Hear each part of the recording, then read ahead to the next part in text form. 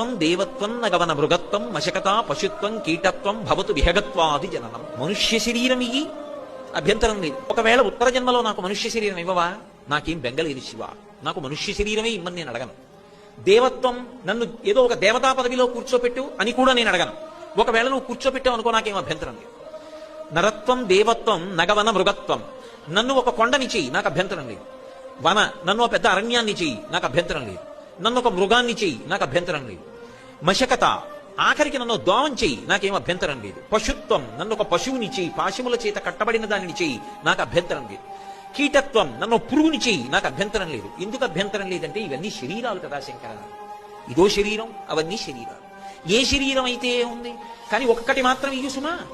ఏది కావాలి? సదాత్మత్ పాదాబ్జ స్మరణ పరమానందలహరీ విహారాసక్తం చేద్రు.